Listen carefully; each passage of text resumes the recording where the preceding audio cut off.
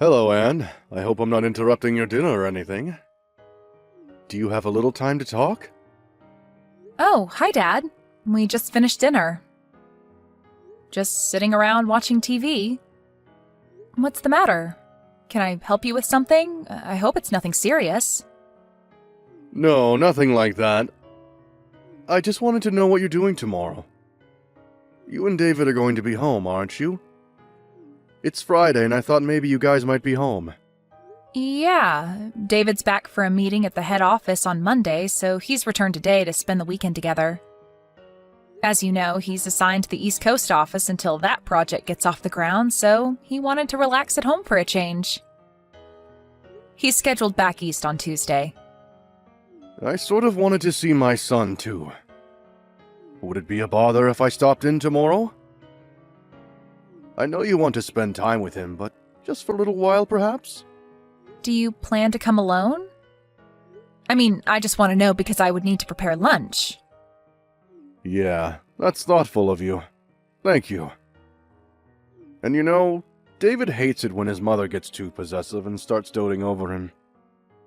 She tends to do that. To be honest, David called me and made me a promise not to tell her that he was returning. Right. We were just talking about that, as a matter of fact. He also made me swear not to mention a word about his return. Yes, well, I had to lie to her. I told her I was seeing an old friend who happened to be in town, and that I was driving over to have lunch with him. I sort of feel bad lying to her, but I really have no choice. Actually, I'm really seeing this friend, so it's not if I'm really lying. You know what I mean? Oh, okay. That's way better. I'll talk to David later so we can get our story straight, just in case. Yeah, thanks. Better to be on the safe side just in case. Okay, so tomorrow I plan to meet up with my friend in the morning, and then I will head over. Is 1 p.m. or so alright with you guys? Yeah, no problem. I'll have lunch ready for you. I bet you're excited to see your son. Yes, certainly am. Okay, Anne. See you tomorrow.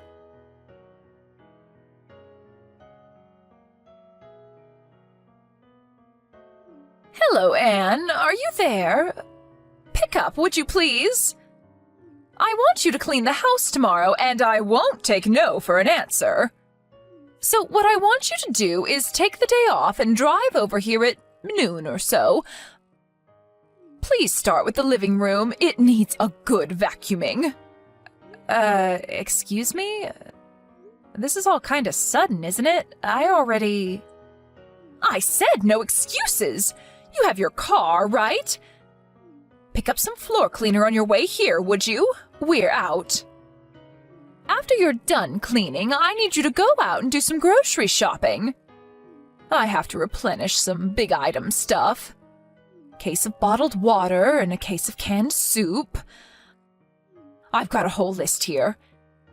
And you know I have a bad back, so help me out here, would you? I'm sorry, but I just can't make it tomorrow. I already made an important appointment. I really can't change it. What did I just say? I said I will not take no for an answer. Besides, what's more important than helping out your husband's mother when she's in trouble? You better get your priorities straight, Anne. Well, my priority tomorrow is that I have an important schedule that I cannot change no matter what. I'm afraid you're going to have to take that no for an answer. End of story. But I'm willing to help you out on another day, but as for tomorrow, it's not going to happen. I'm really sorry about that.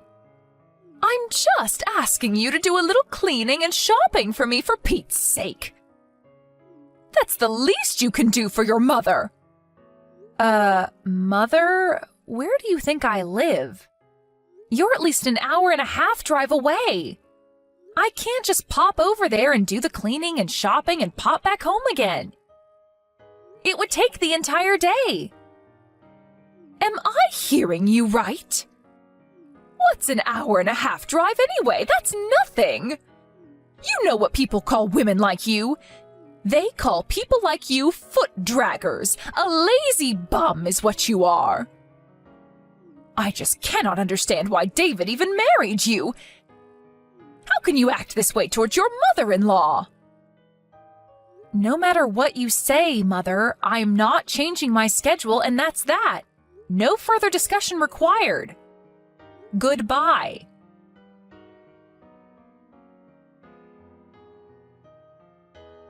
Anne, good morning. How are you?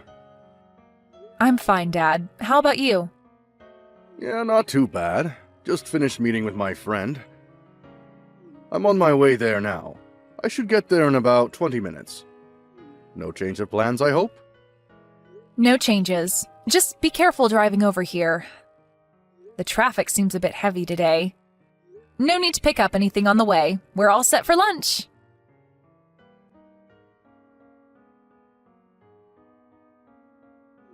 Anne, where the hell are you? I thought you would be cleaning the living room about now. I always knew you were lazy, but I didn't realize you were this much of a good-for-nothing slacker. I waited all morning for you. I never thought you would defy me so blatantly. There are consequences for your insubordinate attitude. You do realize that, I hope. The living room still needs vacuuming, and you still have to pick up all those items at the grocery store. The store's not going to be open all night. I want this done today. This is the job of the daughter-in-law. You must get over here right this minute and get to work. I want you here in 30 minutes, no ifs, ands, or buts about it. You hear me, Anne? There will be consequences if you disobey me. As punishment for defying me and not showing up as I asked, you are going to have to prepare dinner tonight, too. And I'm not talking about slapping a ham and cheese sandwich together. A proper dinner, you got that? Mother, are you finished? You were going on, and I couldn't get a text in edgewise. I thought I told you I wasn't going over there. I have another important appointment that I cannot cancel. I thought you understood. And I thought I told you to give your mother-in-law priority above all others, didn't I? I said my answer was no. And I wanted no further discussion about it. What is so hard to understand about that? You really are one cheeky woman, Anne. And to think that my dear son, my precious David, married you, what was he thinking? You're just a deadbeat wife, you know what, Anne? I want you to divorce my son and disappear from our family forever. That's what I want from you. Mom, I would refrain from such name-calling if I were you. It's not as if we're simply talking face-to-face. All this is recorded and saved. Name-calling, huh? I'm being kind. I have worse things I want to call you, but I'm holding back. Besides, what I'm doing is providing discipline to a disobedient daughter-in-law. That's what I'm doing. I may name-call on occasion, but it's for your own good. Okay, whatever, but I should tell you that your husband is furious. My husband? What are you talking about? He's not even here today. He's off meeting some old friend that's in town.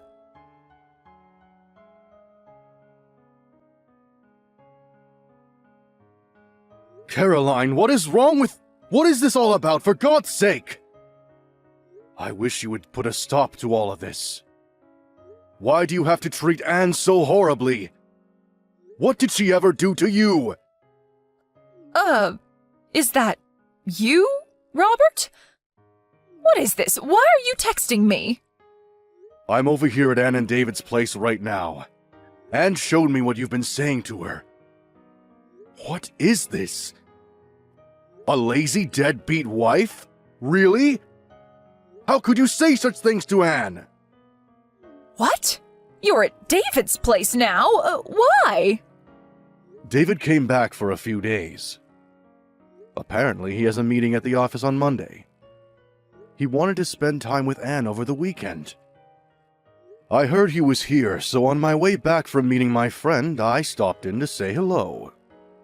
Pardon me, David is back? He's home now? Why didn't anybody tell me? What's going on here? This is the first I'm hearing of this. Yeah, of course you haven't. I kept it from you. I didn't want you to know. If only you had told me, I would have gone with you today. How could you not tell me, Robert? If I had known, I could have gone over there and provided Anne with the discipline that she needs to become a better housewife. Why didn't you tell me, Robert? You want to know why I didn't tell you, dear? That's because David asked me not to tell you. Huh? David asked you not to tell me? How can that be? Why would he do a thing like that? You really don't get it, do you, Caroline? Don't you see what you're doing?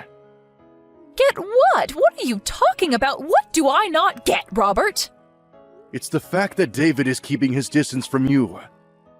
He's avoiding having to deal with you. Keeping his distance? Did he say that? That he wants to avoid dealing with me, but why? I don't believe you, Robert. Why would my dear son want to avoid me, his own mother?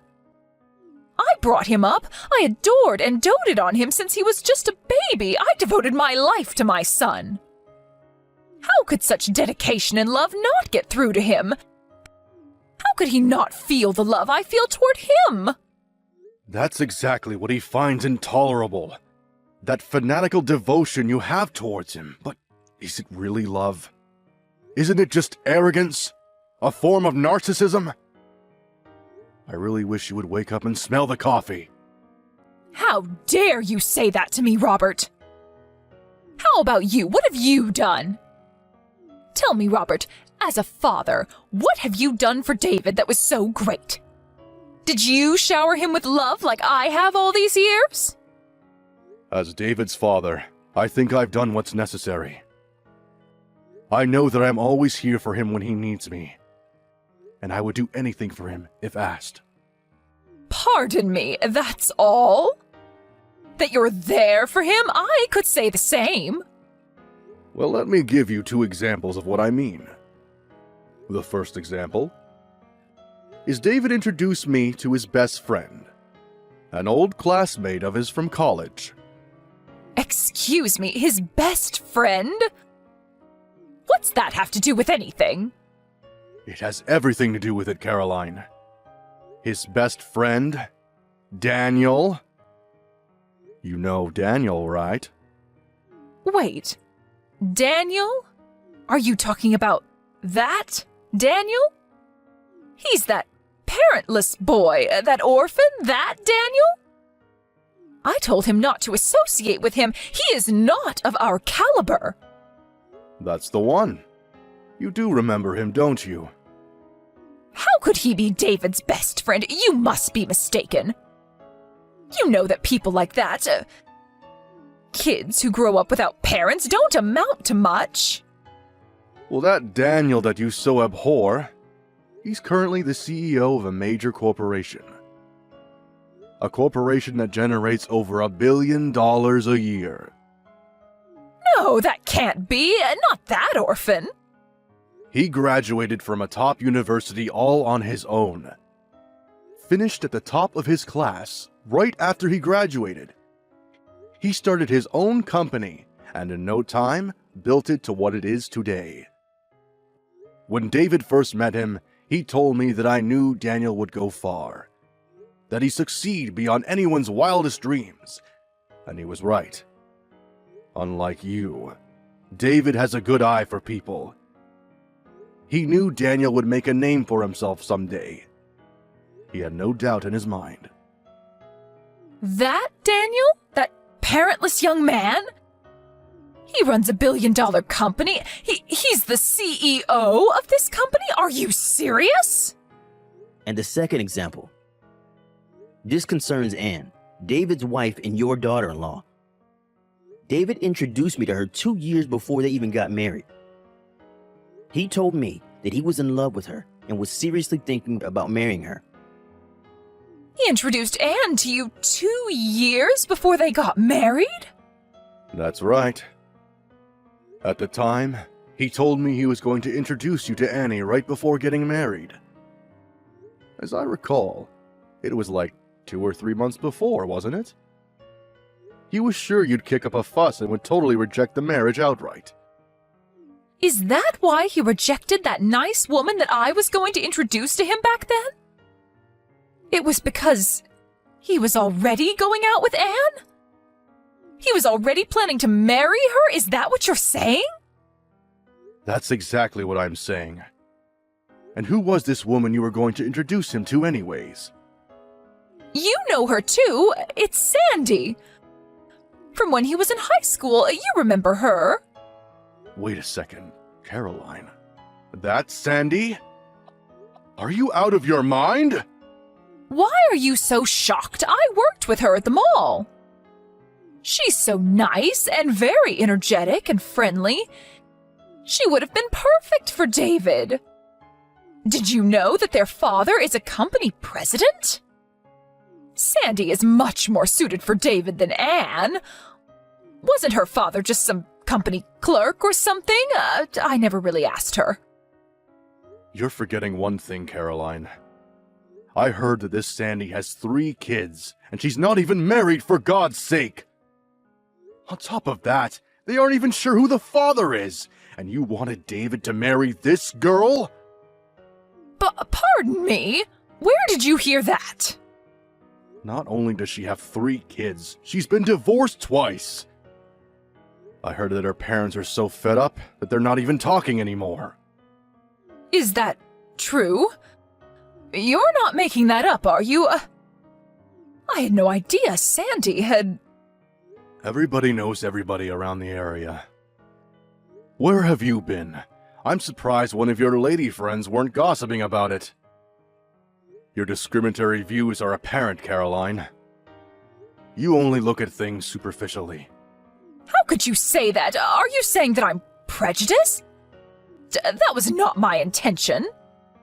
I'm so glad that David has an eye for people. He knows good people when he sees them. If we had left it up to you to decide who David should marry, I'm sure he would have suffered the consequences. I'm glad he defied you and made his own decisions. His life would have been very different. I thought only of his happiness. I thought it was best for him, that's all. We really got off track, haven't we? I suspected that you probably had ill will towards Anne and probably call her a name or two. But this? Are you serious, Caroline? How could you call her such despicable names? Like I was saying, this was merely part of disciplining her. She'll never be a good housewife if she's not taught proper manners. A lazy deadbeat wife is going a little too far, isn't it? You come off as a hateful bully is all. David is standing right here next to me. He's in total agreement.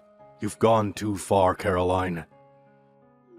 No, this can't be. David wouldn't feel that way toward me. I'm going to head home pretty soon.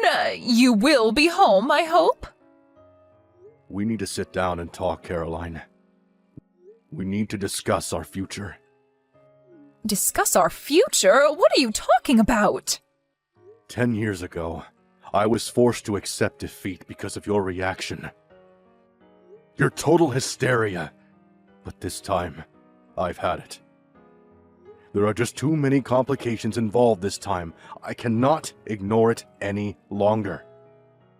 Unlike 10 years ago, my mind is set. There is no one who is going to change my mind. You can become enraged all you want. Become hysterical all you want. My decision is final. Huh? What do you mean, final? Are you serious, Robert?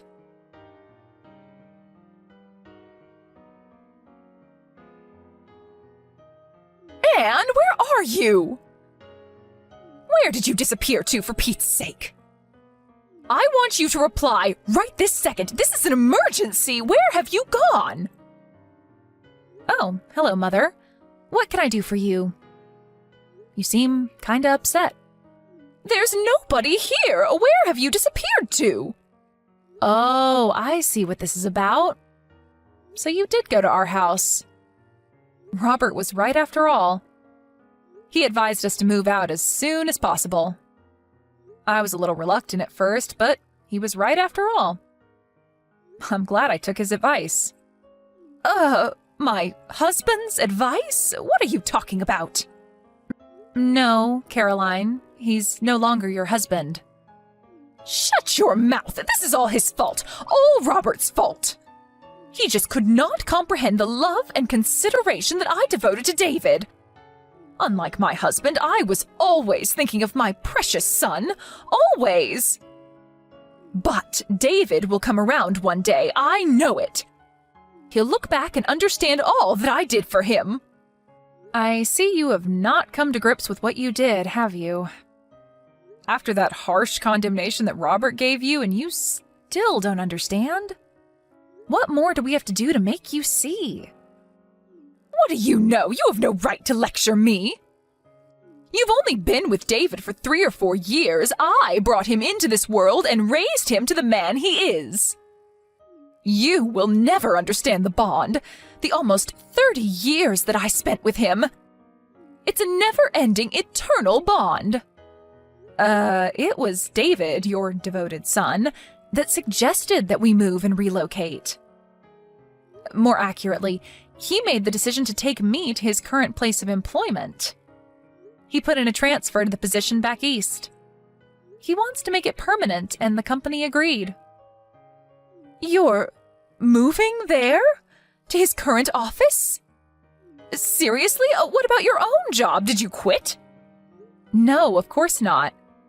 I was permitted to work remote, so I can work from anywhere now. Very convenient, actually. I see. Well, then I will pack some things and be over there by the end of the week. I don't think so, Caroline. The address over here is not the one you were told. That was a company dorm.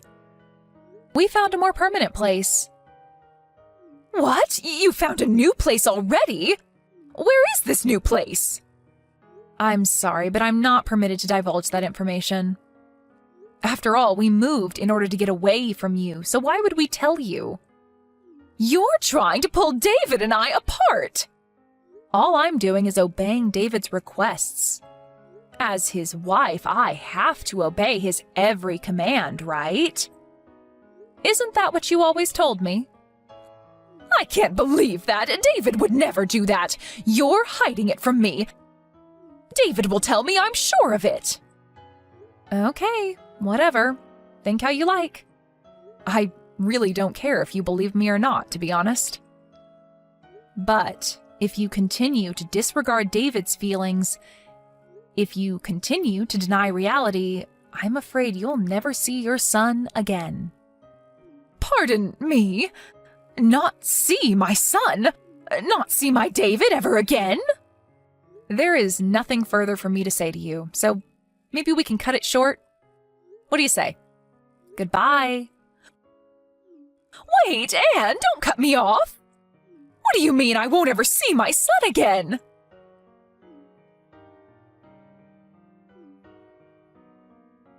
Don't you dare cut me off, Anne! You'll regret this, Anne!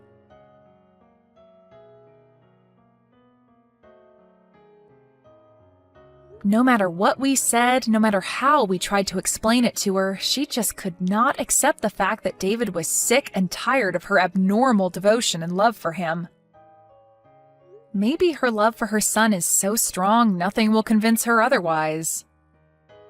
David tried various ways to make his mother understand his feelings, to no avail. He came to me and his father for advice after countless attempts to reconcile with his mother. She was his mother, after all, and he wanted to settle the matter without breaking up the family. After his parents finally divorced, he sighed with relief, saying to me one night at the dinner table, "It's finally over." He finally seemed at peace with himself. My father-in-law was much the same way, apologizing for making us wait for so long. Maybe if he had had the courage to divorce her 10 years ago, all this might never have transpired. And I would not have endured such anguish. And what happened to Caroline, my former mother-in-law, you ask? I heard this from a friend of mine, and I would take it with a grain of salt. But apparently, she found a young man that looks strikingly like David. I heard she used up all the money she received from her divorce and used it all on this guy. Last I heard, she was deep in debt.